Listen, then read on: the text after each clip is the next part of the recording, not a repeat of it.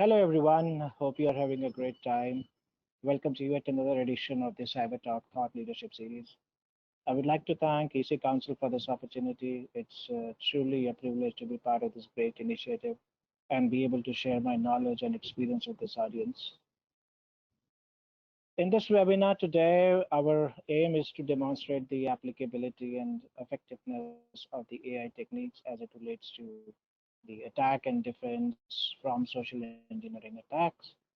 The consensus is that soon without artificial intelligence, organizations will not be able to protect their digital assets. So let's dive into the shadowy world of the weaponized AI and find out how we can prevent from the social engineering attacks.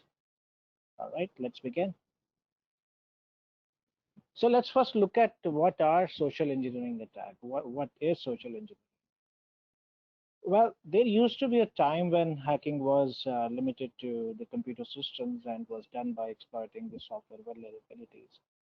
However, hackers have been, always believed that human trust is the most vulnerable thing to exploit. So today, hacking has reached a whole new level. Hackers have become smarter, using new techniques that leave victims absolutely clueless. And one such type of technique is social engineering. It is one of the hardest to predict and defend against. Social engineering is a type of attack which typically involves some form of psychological manipulation because we're talking about humans and the trust factor. So it involves the psychological manipulation, fooling otherwise any unsuspecting user or an employee into handing over the confidential or sensitive data. If we look at commonly, social engineering would involve, some sort of a phishing email or any other communication that would invoke some sort of an urgency or a fear or any similar emotion in the victim that can lead to, the victim, promptly revealing the sensitive information, like clicking a malicious link or opening a malicious file. Because social engineering involves a human element, preventing these attacks can be very tricky for enterprises. So now we talked about the social engineering. Let's try and understand what are different types of social engineering attacks exist. Now, if we talk about the various threats in the world, social engineering attacks are very, very truly could be very dangerous, could be very lethal. So what we do is we are classifying into two types, which is a network-based attack and human-based attack. Now, when we talk about network-based attacks, it are truly performed using devices such as computers or handheld devices to get information from the target. It's easier to reach out to large population than just being reaching to a few humans. And on the other hand, the human-based attacks are truly executed, by interacting with the target, to gather desired information, which is typically the psychological behavior. We trust each other. There's a trusting factor, so that's pretty easy to exploit. When you have some sort of a relationship building with the victim, and you actually dupe them into revealing certain information that can be used against them, that's where the psychological behavior gets exploited.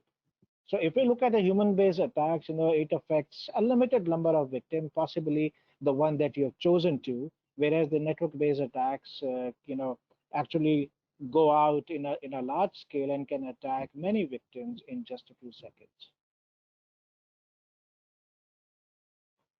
So now let's look at what are the different categories of social engineering attacks. Truly we segregate them into three different categories based on, the kind of nature of the attack that, it gets executed. So broadly, we can talk about a social-based attack, which is truly, a social engineering attack that is performed through relationships, with the victims by playing, psychological or emotion, play into it, and then the technical-based attacks are the ones that we do it through the open source intelligence, through the internet via the social networks, or the online services websites, so it's very easy to gather the desired information, about the victims, such as their passwords, credit card details, security questions, etc., to actually create a very customized sort of an attack towards that victim itself. Physical based attacks, on the other hand, are the ones which are performed, by the attacker physically at a location by collecting the information about the target. One such example is the dumpster diving, where the attacker would search for the sensitive information in a bin or a waste containers. Truly speaking, when we have even uh, the sensible or the sensitive data that we have, if it is on a paper or something in the documents, that we print out, largely if you're not aware about these kinds of attacks, you would truly just leave them in a waste or a bin, but they become truly valuable for an attacker, to find more information about you. It could be, for a particular person, a victim, or maybe for an organization. Could be an espionage, work, where you could be targeting the intellectual property of certain organizations. That's where hackers typically, would try and, make a good way into these organizations. And again, the social engineering aspect, the trust factor for the human psychological, area is comes into play. It's about, doing your homework, getting the information, trying an impersonation methods, and then gaining an understanding of your goals in every scenario that you're trying to execute.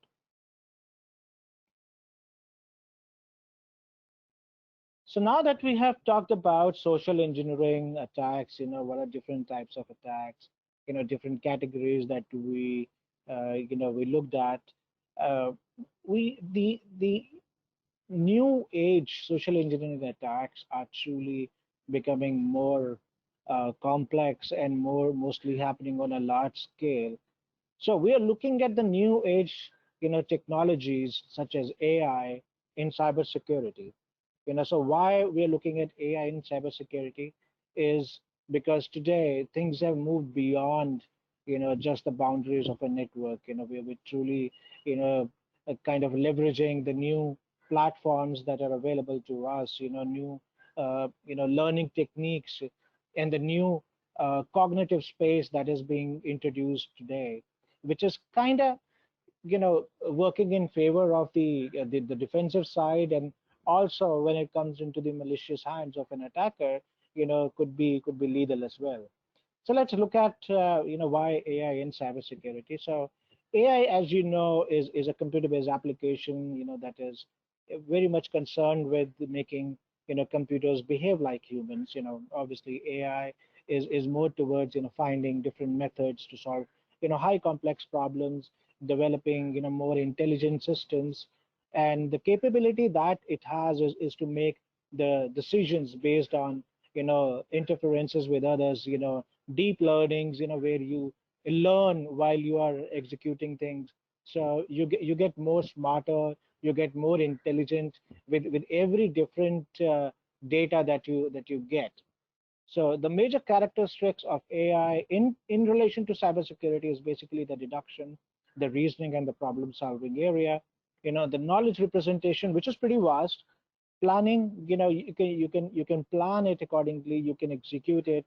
Machine learning, which is the core of any AI system. Motion and manipulation, and perception. Basically, we're talking about a face or a speech recognition, which has got to do with more of the cognitive space today. So now let's look at why AI is so important in cybersecurity. Well, there was a survey done, and the result of that was that nearly 69% of the organizations today believe that AI will be needed to respond to any cyber attack. Hackers are getting more smarter. AI is not just in the hands of the defenders, but the attackers are also using it. So it's a game that is being played. So when we studied the different sectors, it was identified that the three main organization or the sectors we can call about is the telecom, banking, and consumer products are the most vulnerable to the cyber attacks when it comes to the sophisticated cyber attack using social engineering. And AI would be needed, or AI based systems would be needed, to protect them, as part of their cybersecurity implementations. And the industries that will not be able to respond to cyber attacks effectively without AI have been categorized in a different way depending upon how much of the breaches have happened, how much of the different patterns we are seeing every day that are targeting different sectors based on the vulnerabilities, the type of victims. Your financial your motivation is very important. So there is an overall ranking which is about 69%, but banking, consumer product, and telecom are the ones that have been rated really, really high. And if we look at the AI in cybersecurity, look at the regional or the geographical level. There are different countries that, in the survey responded that they will not be able to respond to the cyber attacks without AI. And if you look at US is 83%, there is a lot of technological advancements going on in terms of the AI. The maturity of AI, it has gone to a different level today. And if we look at India, it's 69%. So there are different countries have been started responding, depending upon the breaches that have been targeted, towards their nations or the country, and the kind of patterns that we are seeing, or the kinds of groups, hacker groups that we are seeing targeting different nations around the world. So if we look at you know the social engineering attack, it's a cyclic or a continuous process. Okay? So when we talk about social engineering attacks, it happens in one or more steps. It's not just an easy way that you reach out to someone and you'll get the information. So an attacker has to first investigate the intended victim, to gather the necessary background information, such as it could be a potential point of entry and weak security protocol, which could be needed to proceed with the attack. Then the attacker would move to gain the victim's trust and provide, kind of a stimuli for subsequent actions, that would break the security practices, such as revealing, the sensitive information or granting access to critical resources. So if we look at this cycle, you can see it on my screen. The social engineering attack is, as I said, is a very continuous process, that starts with the initial research, which is, starting phase, and until its completion, when the social engineer typically ends the conversation. So the conversation could be brief coverage of, the four phases that any social engineer would follow to perform an attack. And so the first phase, as we call it, is the research or a information gathering phase. In this phase, the attacker, tries to gather as much as information possible about the target. It could be an individual or it could be a company. The information about the target, could be collected from various different sources. Today you have a wealth of information available of the internet, through open source intelligence and all. You can really collect all this information. And also through physical, as we talked about the different categories, you can do dumpster diving. If you are closer to the company, if you know people in the company, you can get physical access to the facility. You can get it through the company website, through the public documents, through physical interactions, and there are many ways, as we talked about earlier. So research is typically very necessary when you're targeting a user, or maybe a company, whosoever your victim is. The second one is basically to hook into your target, basically kind of develop a relationship with the target, which truly means that, now an attacker would try to, make an initial move by, trying to start a conversation with the selected target, after the completion of the research phase. Now you have a lot of information about the target, how it behaves, how it functions, what is the culture and all. So you can easily hook yourself or be aligned yourself, with the organization or with the individual to get, to start, uh, get into the initial phase of gathering more information or getting more, getting started with the exploitation phase. The second one is the exploitation itself, which we call as a play, which you're now playing with the victim. The main purpose of this step is to make a relationship stronger and to continue the dialogue, to actually exploit the relationship and get the desired information for which the communication was initiated. So you know what you want in the communication that you initiated. Now you want that to be the relationship to be exploited to get that information out. And the final is the execution phase, where basically, it is where you will try and execute all the strategies that you have identified, to be executed on this victim. And in this, the the most important part of this, is this phase is the exit. You don't want your victim to know, what your motive was, or what was your purpose. So what you do is you slowly walk out of the attack scene, or you would just stop the communication with the target, without creating a scene or doing anything that will make the target, suspicious about your objectives or your goals.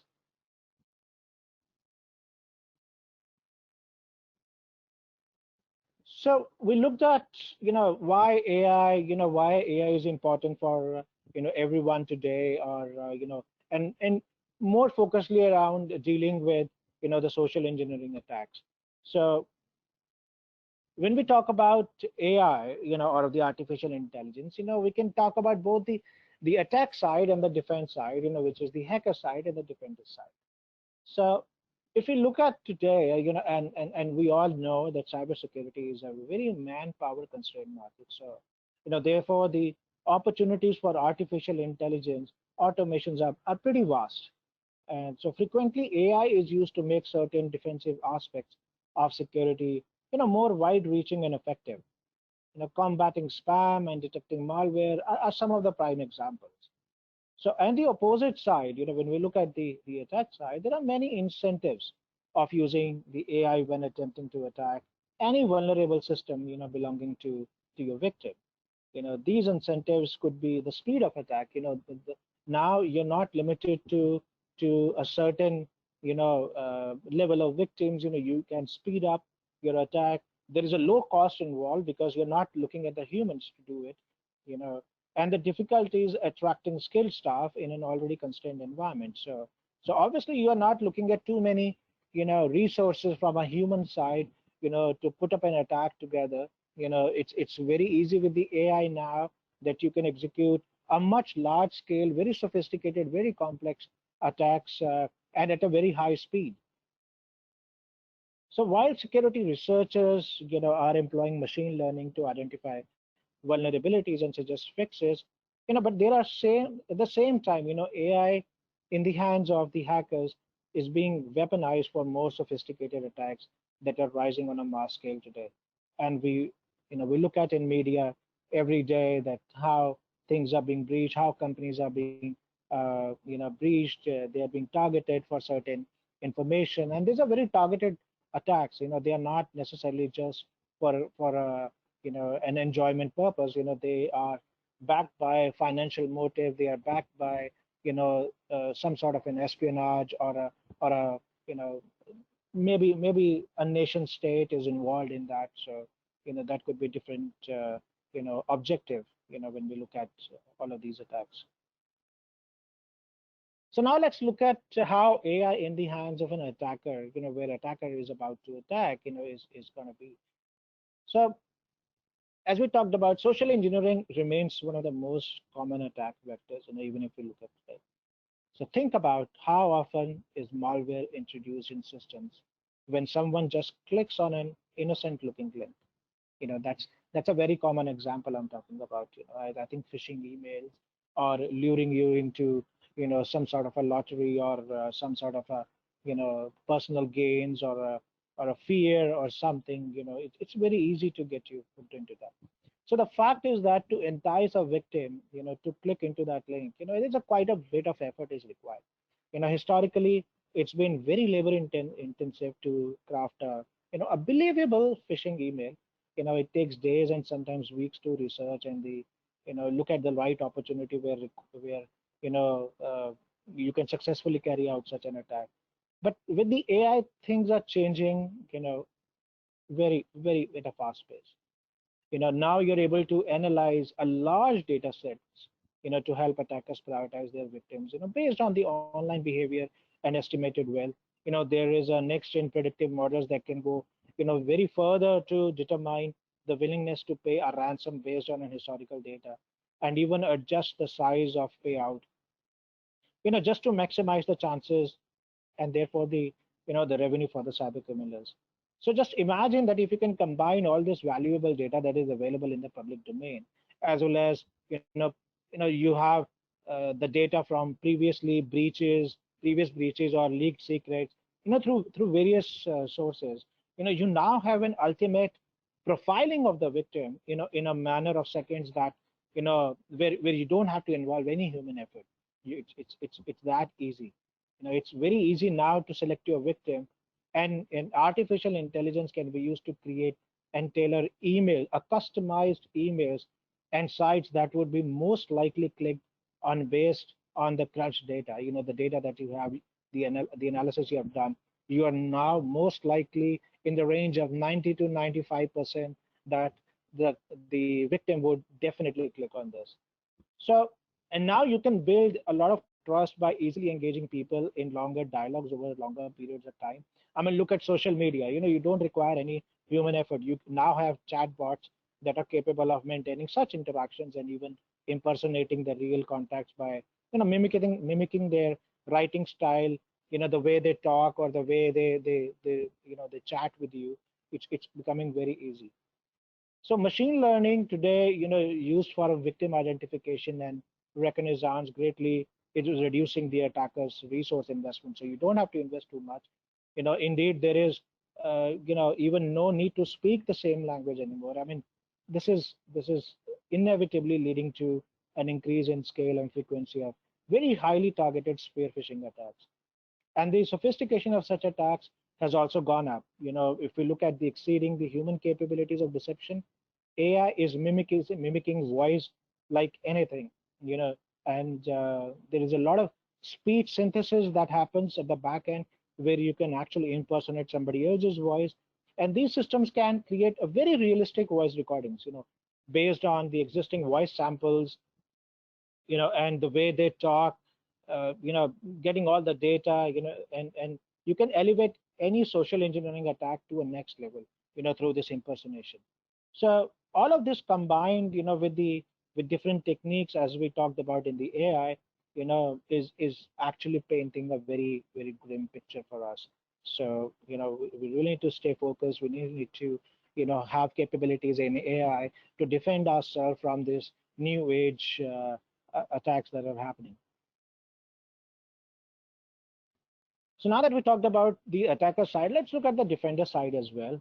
So, while there is a lot going on today in terms of the AI and the defensive strategies, combining both of them, it's already in place. Governments, companies, and researchers are doing a tremendous great job in bringing together the solutions that are based on the AI and machine learning that can learn while they are interacting with the attackers and gain more intelligence, for us to be able to predict or to be able to proactively react to the situation. So first and rather obviously, increasing use of AI for cyber defense is inevitable. We can't rely on the human intelligence, in terms of dealing with the large scale attacks. It is not possible. So we need to have AI combining with the humans, resources to go out and defend against that.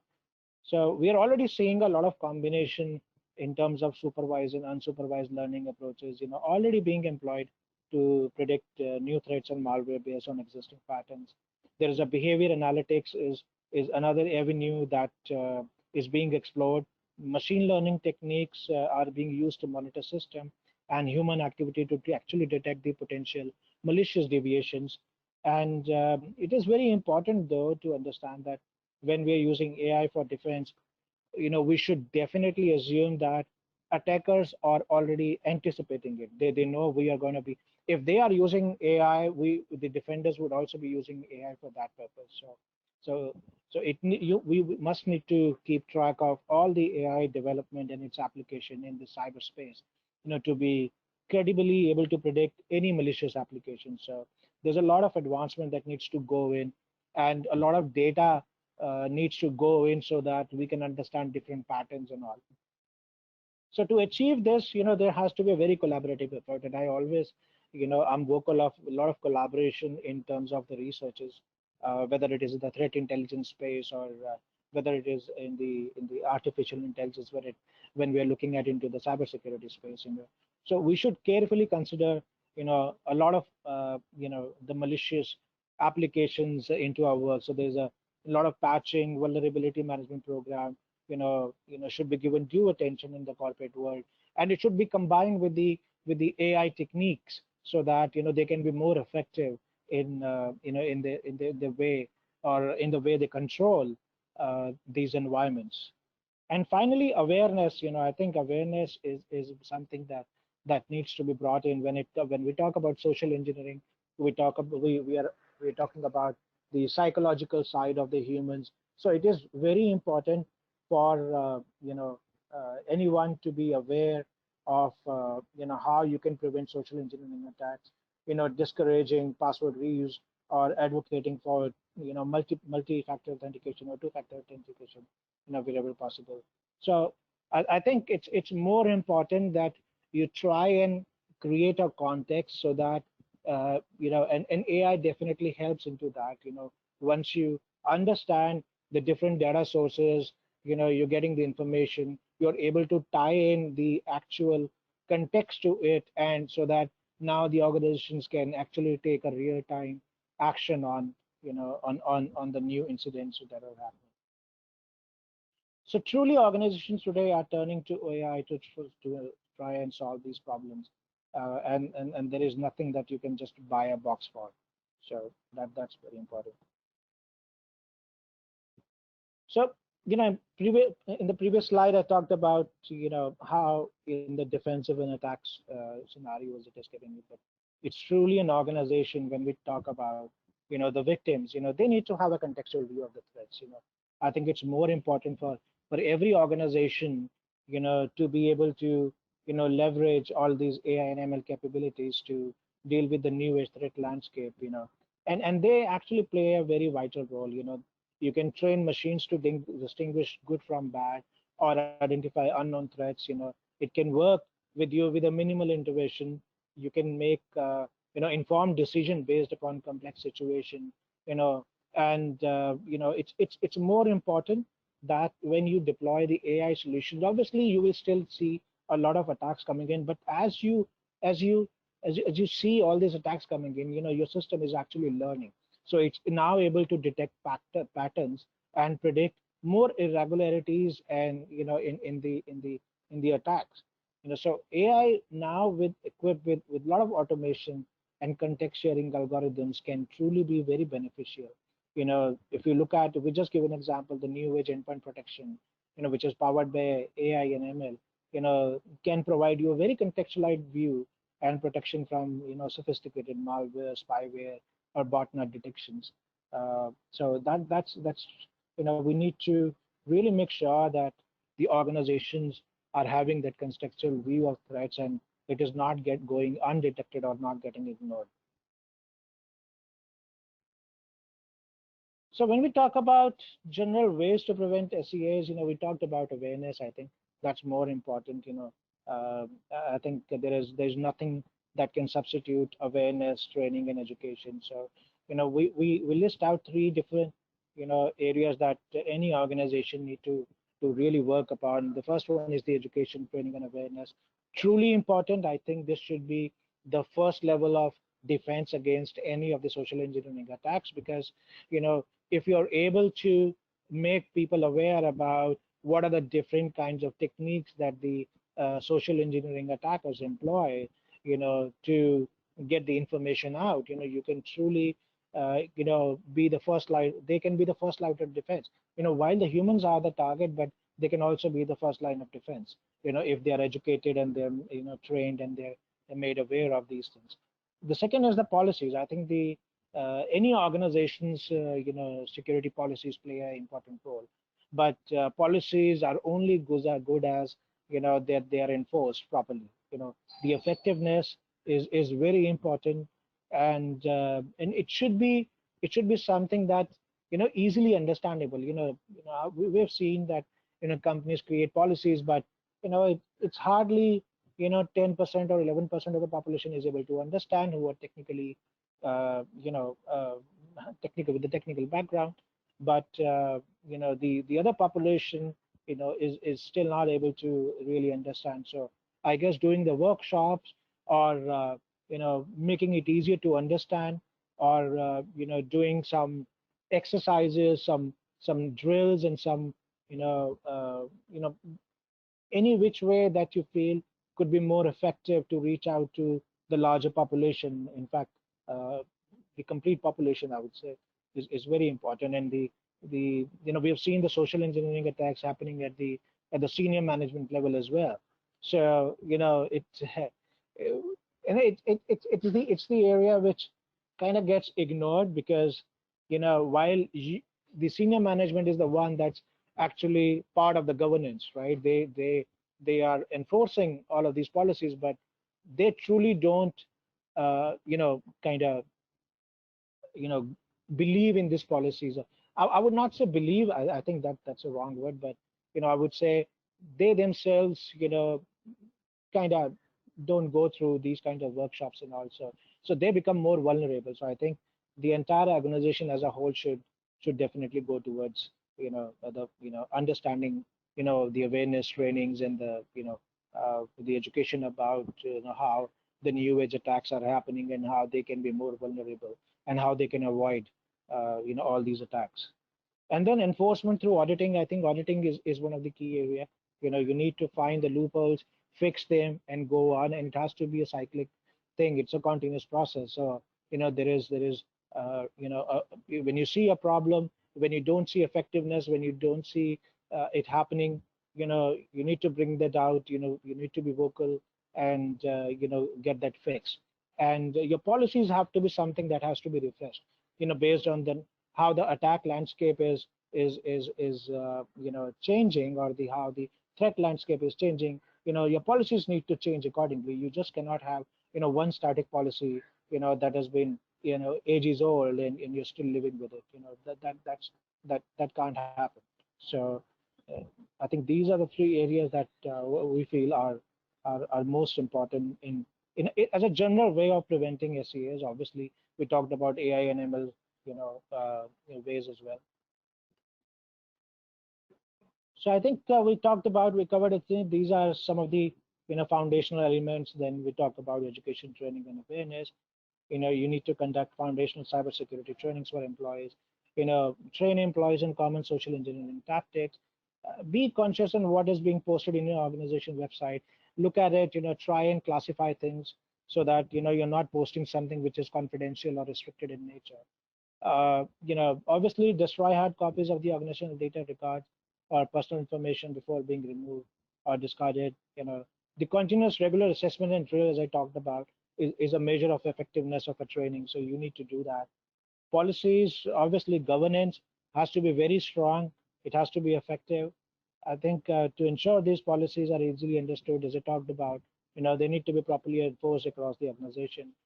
Keep revisiting policies. As I said, they need to reflect the actual, changes in the regulation, threat landscape, and other, external and internal impacting entities or forces. That's pretty important. And then we talk about auditing. As I said, I think it's more important as a control measure that you understand your security posture, you know and timely mitigate any risk that your business may be facing.